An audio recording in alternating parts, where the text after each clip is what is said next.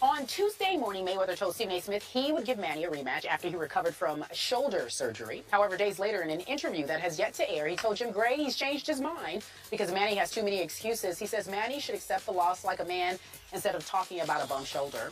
He called him a sore loser and a coward. Jim Gray was on Mike and Mike this morning, and this is what he had to say about the chances of a rematch. These folks were arguing, nitpicking, and downright, tooth and nail on every single detail of this fight. The fact that these two guys got in the ring and fought each other, really, it is a miracle. And to say that this could happen again, you never want to say never, but I would say the chances of that are way less than zero, whatever that numerical circumstance would be.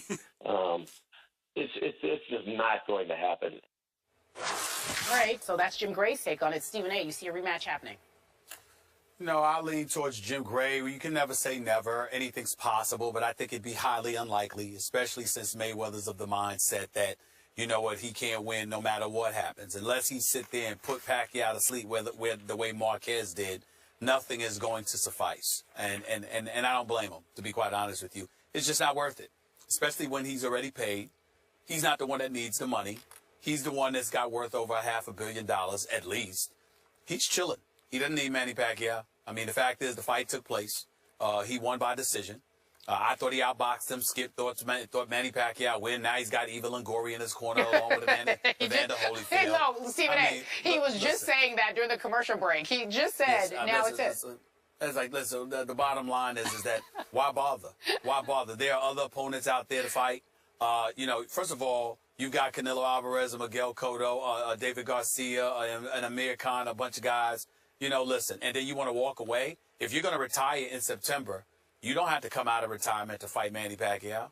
Manny Pacquiao is going to have a loss on his record against Floyd Mayweather Jr., whether he likes it or not. That is in the books. It's in the history books. It is what it is. That's what it's going to go down as a loss, and that's that. I wouldn't even waste my time. Now, obviously, if the public is demanding it the way they were before, that would be different. But the public's not demanding it. Most folks in the public are saying they don't want to see a fight like that again.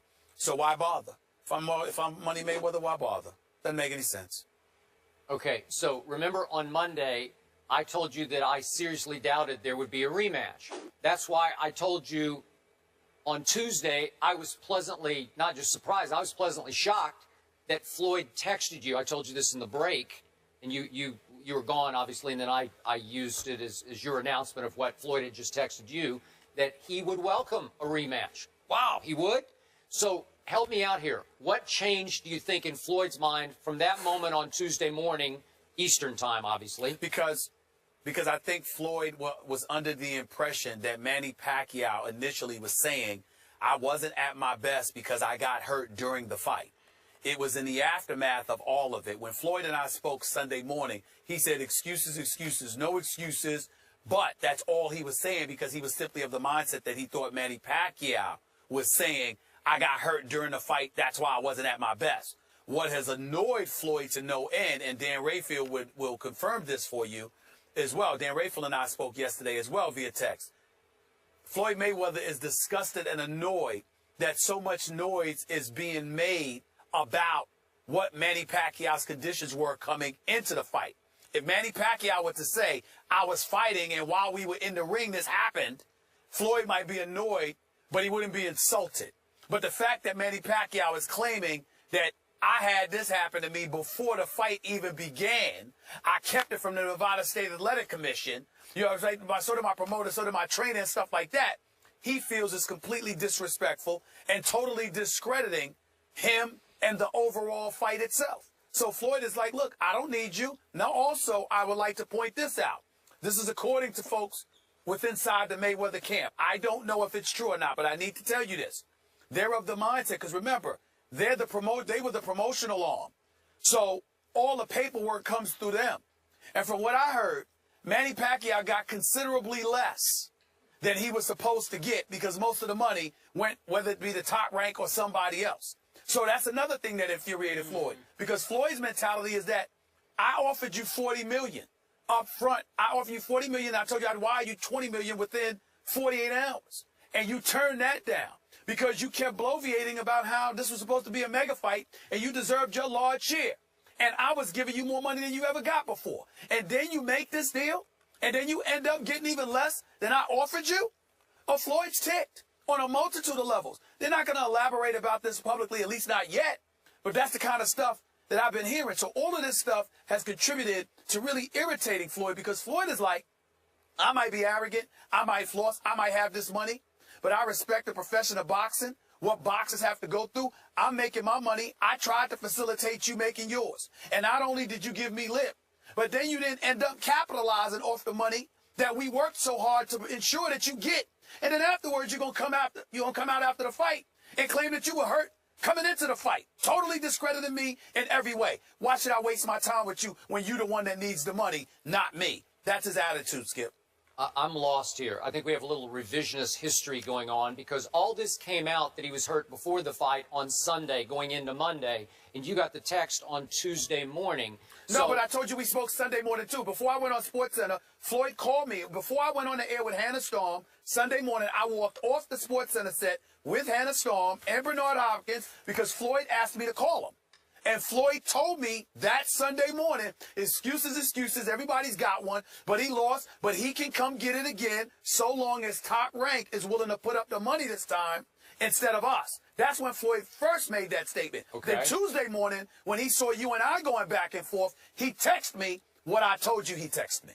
Okay, I still don't know exactly what changed from Sunday up until Tuesday and then into Wednesday. On Sunday morning, he was of the impression that Pacquiao was complaining about an injury sustained during the fight. No. He was under that impression. I know, but I'm just saying nobody he was under that ever impression. said a peep about that. Bob Arum said moments after the fight he had the Kobe Bryant injury before. That's torn rotator cuff. I'm not disputing that. I'm telling you, Floyd was under the impression that Manny was talking about an injury sustained during the fight, as opposed to Tuesday when he learned that Pacquiao had been saying it occurred before the fight. You got to remember, Floyd just won the fight Saturday night, did a bunch of press conferences, went out and hung out with folks and all of this other stuff. So he may very well not have heard the difference between it occurring during the fight and it occurring before the fight. So it's perfectly plausible how on Sunday morning, at 5 o'clock, he's thinking that Manny Pacquiao saying he sustained an injury during the fight as opposed to before it. And it's perfectly plausible to me that Floyd slept on it on Tuesday night into Wednesday and woke up and realized, wait a second, why would I risk fighting a healthy Manny Pacquiao after I've turned 39 years of age? Now, maybe that's cowardly. I don't know, but I'm just throwing that out. Who looked like the younger fighter? Who looked like the younger fighter with better movement in the fight? As the fight went on, Pacquiao did.